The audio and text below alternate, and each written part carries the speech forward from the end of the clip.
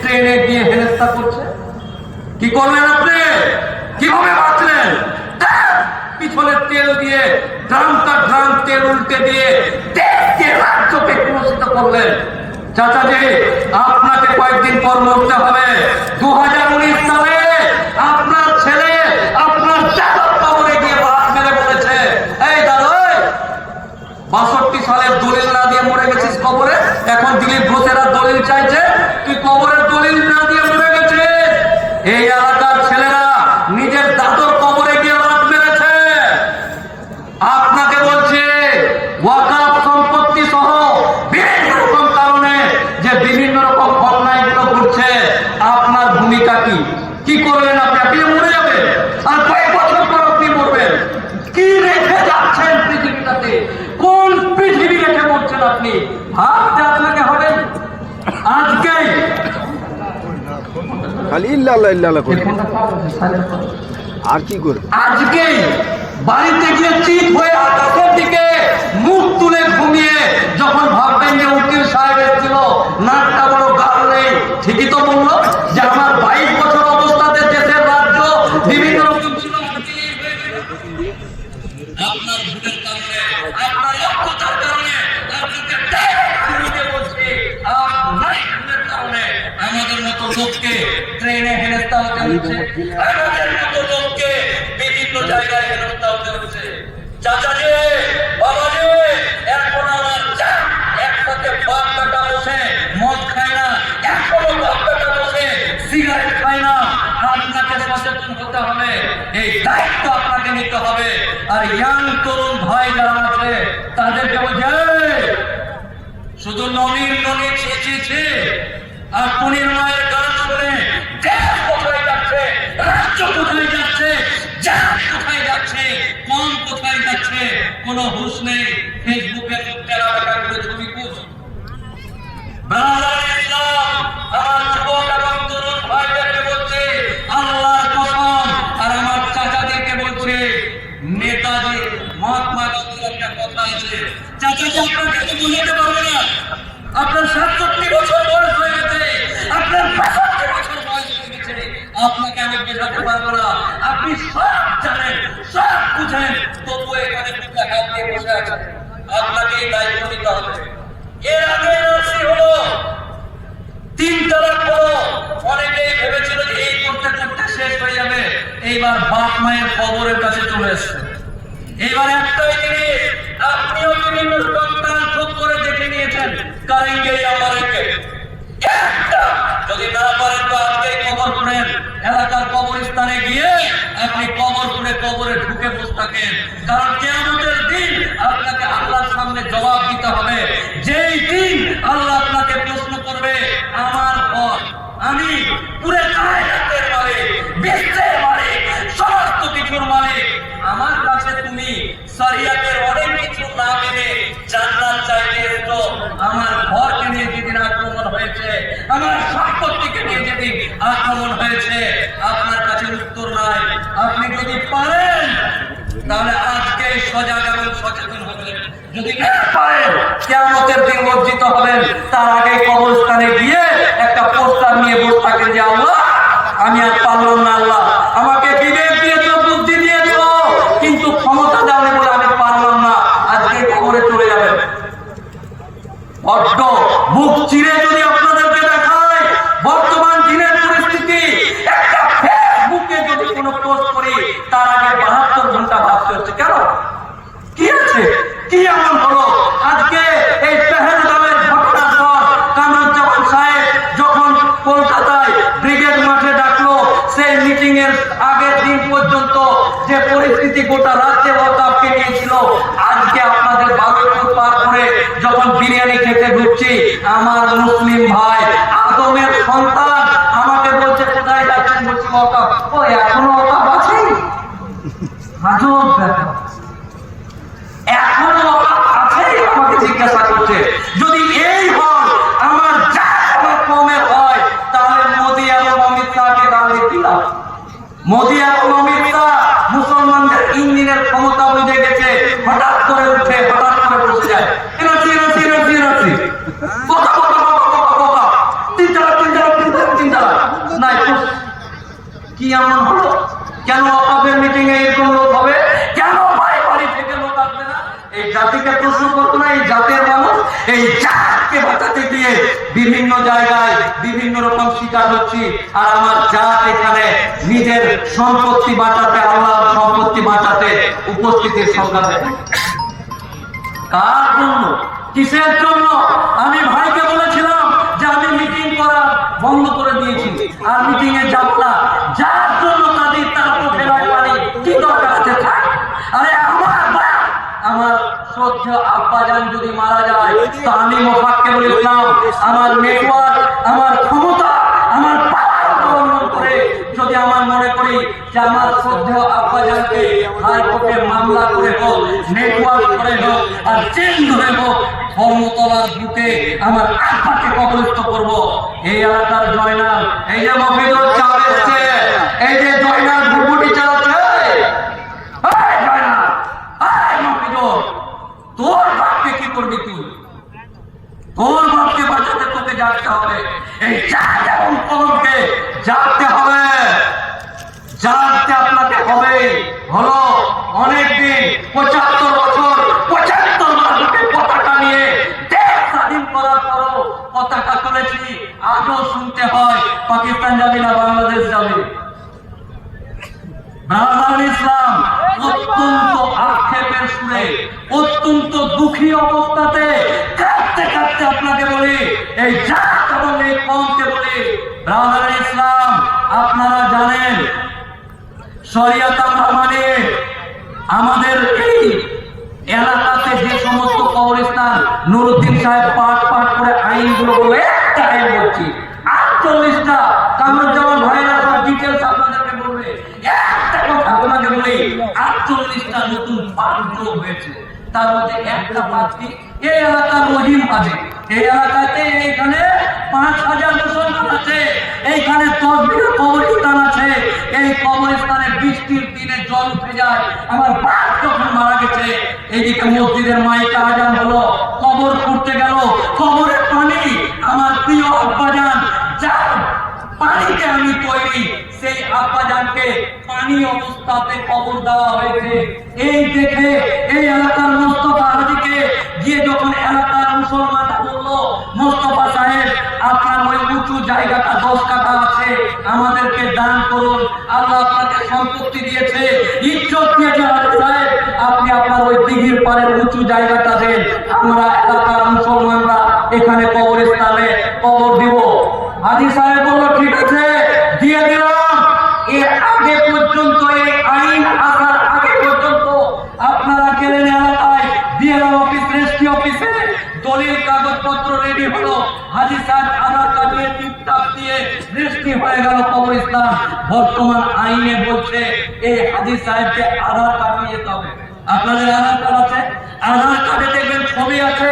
এই হাজি সাহেবকে মুসলমান কিনা তার সার্টিফিকেট সাথে করে নিয়ে যেতে হবে, বগল দাবা করে। যেমন এটা রুস্তুম হাজি ধোলা হাতে মাদাল করার কিনা তার জন্য আধার কার্ড, ঠিক তেমনি এই এলাকার রুস্তুম হাজি হোক আর যে কোনো মুসলমান ওয়াকাফ সম্পত্তি দান করতে গেলে, ওয়াকাফ সম্পত্তি দান করতে গেলে তিনি 5 বছর থেকে মুসলমান কিনা এর প্রমাণ বা সার্টিফিকেট নিয়ে যেতে হবে। কিরকম সার্টিফিকেট? তাহলে ওই রুস্তুম হাজিকে, 65 বছরের হাজিকে যিনি হারাম করে ঘুরে এসেছেন, তিনাকে ফতনাকে দিয়েছিল, ফতনাওয়ালা মৌলভী সাহেবকে ধরে নিয়ে যেত যে হ্যাঁ আমি রুস্তুম হাজি মুসলমান, 62 বছর আগে ফতনা হয়েছে, আমি মুসলমান, চলো। আর না হলে আধার কার্ডের বদলে সরকার বের করবে রুস্তুম হাজির ছবি একদিকে, আর মোবাইলের ভিতরে, লুঙ্গির ভিতর মোবাইল তুলে ছবি তুলে দেখা যাবে হ্যাঁ রুস্তুম হাজি মুসলমান 5 বছর ধরে। ব্রাদার ইসলাম, হাসির কোনো ব্যাপার নেই। আপনি মুসলমান কিনা, আরে এই জাতিকে বলেছিল যে কবরে ঢুকলে জিজ্ঞাসা করবে তোর দিন কি, তোর রবকে, তোর এই আগেই মরার আগে এই সরকার জিজ্ঞাসা করছে তুই মুসলমান কিনা। তারা প্রমাণ দিতে হবে, এর প্রমাণ নিয়ে যেতে হবে। এবং এই গেল এক যে আগে কোন মুসলমান কোন সম্পত্তি আল্লাহর রাস্তায় দান করলে মুসলমান কিনা তার প্রমাণ লাগবে না, এখন লাগবে। আর একটা ছোট্ট উদাহরণ দিয়ে আমার বক্তব্য শেষ করব। সেটা হলো এই, ভালো করে বুঝেন, মুসলিম সমাজ আইনিগত ভাবে কুটকাচালি করে বুঝাতে অনেক সময় লাগবে।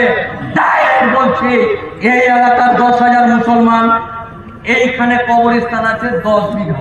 কয় বিঘা? 10 বিঘা।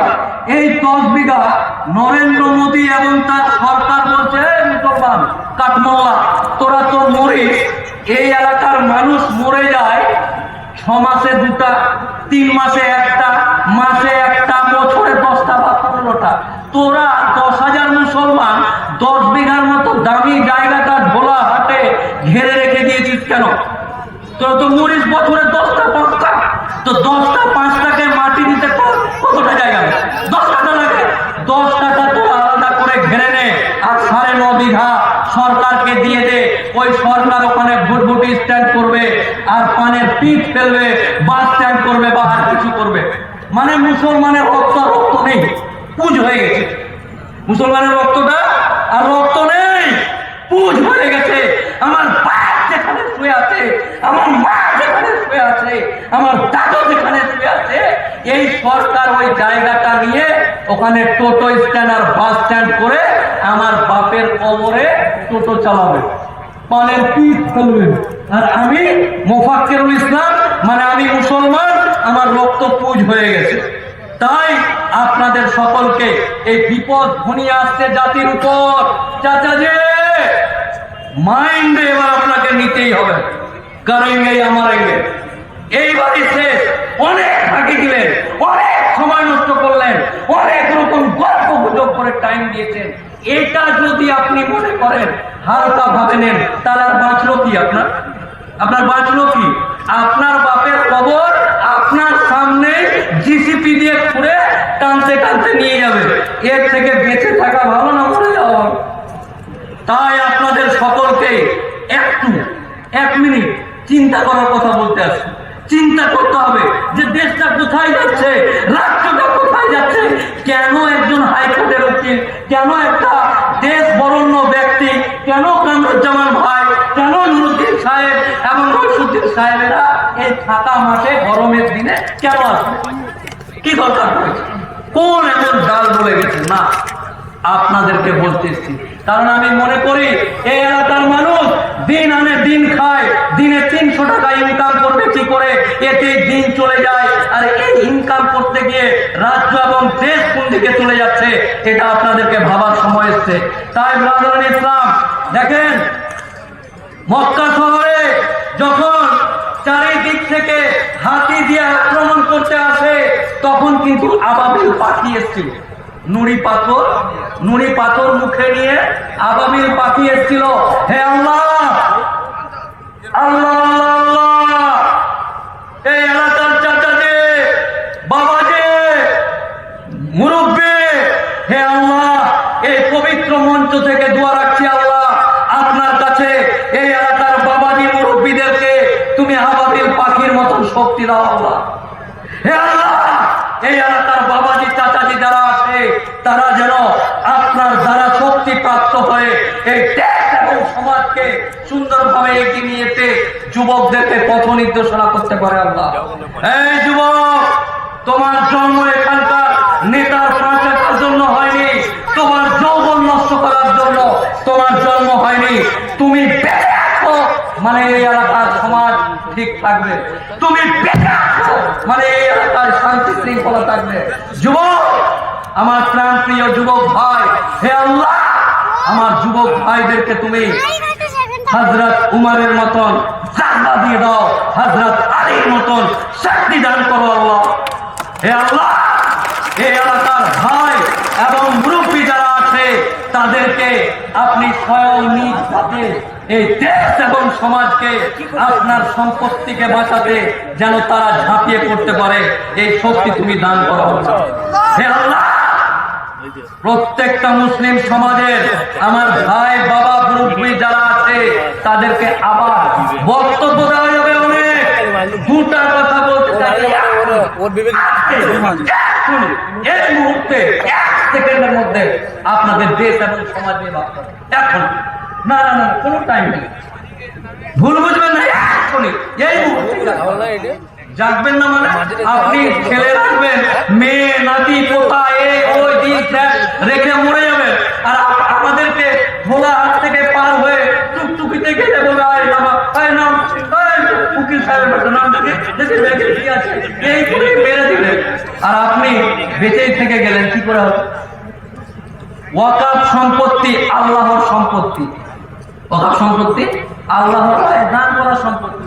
আপনি বেঁচে আছেন, আপনি জীবিত আছেন, আপনি ছটফট করবেন, এই এলাকার মানুষজন ছটফট করবেন, আল্লাহ তোমার সম্পত্তি নিয়ে নিতে চাইছে, আল্লাহ আমি খেতে পাচ্ছি না, আল্লাহ আমি ছটফট করছি আল্লাহ। তাই নির্দিষ্ট পদ্ধতিতে বুজুর্গ যারা আছে তারা আপনাদেরকে দিক নির্দেশনা দিবে, সেই দিক নির্দেশনা অনুযায়ী যেভাবে যা করতে হয় করেঙ্গে ইয়া মারেঙ্গে। না না, আর বেঁচে থেকে লাভ নেই, কোনো লাভ নেই, খেলাম আর গাছতলায় গিয়ে ছাড়লাম, কোনো লাভ নেই। তাই করেঙ্গে ইয়া মারেঙ্গে, এই আইন বাতিল না হওয়া পর্যন্ত মাথায় পাথর বেঁধে ইনশাআল্লাহ আগামী দিন এই আইনের প্রতিবাদ আপনাকে করতে হবে।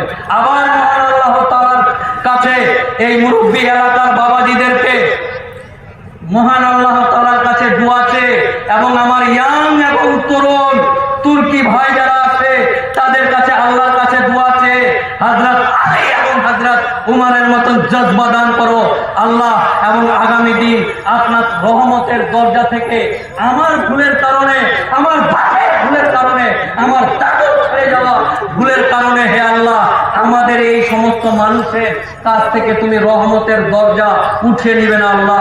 হে আল্লাহ